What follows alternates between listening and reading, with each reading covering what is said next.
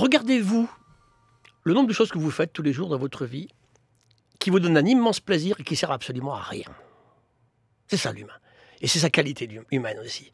En fait, on n'a pas à se poser une question, c'est à quoi ça sert. On va me dire, on va d'abord sauver les espèces importantes, parce qu'elles sont charismatiques, emblématiques. Donc il faut sauver les guépards, mais pas les abeilles. Voilà, c'est ça. par exemple.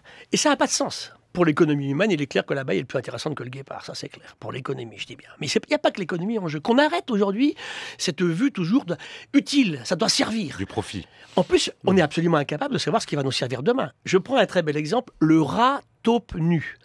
Un animal qui, sur nos critères à nous, est affreusement laid et qui vit dans des terriers au Kenya. Ce truc qui ressemble à rien, il est moche, mais il est génial.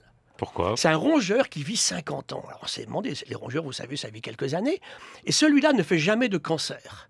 Et du jour au lendemain, en 2005, quand on découvre ce fait, il fait ça depuis toujours, le rat taupe nu, hein, il devient une star de la recherche fondamentale. Il y a un laboratoire Il devient charismatique tout de d'un rat coup. taupe nu qui existe en France aujourd'hui pour regarder et comprendre pourquoi cet animal ne fait jamais de cancer par rapport à nous. Voilà. Et le rat taupe nu, au hit parade des moches, était tellement terrible qu'on l'aurait foutu à la poubelle depuis longtemps. Donc c'est pour vous montrer que arrêtons ces questions stupides, réfléchissons au nombre de choses qu'on aime faire qui ne servent à rien. Tout sert à quelque chose dans le système global. Alors bien sûr, il y a des compensations. On va me dire, sur un arbre de Colombie, il y a 700 espèces de scarabées, de coléoptères. Est-ce que tous servent ? Le 323e peut être redondant avec le 628e, ça c'est très possible.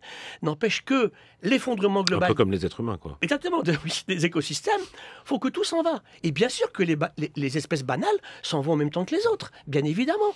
Puisque je suis beaucoup plus un défenseur, vous comprendrez, d'écosystèmes, de milieux vivants, que d'espèces. Bon, moi, je serai le premier malheureux le jour où le dernier tigre aura disparu, ce qui va se passer, parce que en ça va Chine, forcément se passer. grande patrie des tigres, il n'y a plus un seul tigre dans la nature, à part les tigres de Sibérie du Nord frontalier avec la Russie. Il n'y en a aucun autre. Ouais. Les seuls tigres de Chine qui restent, ils sont dans des zoos aujourd'hui.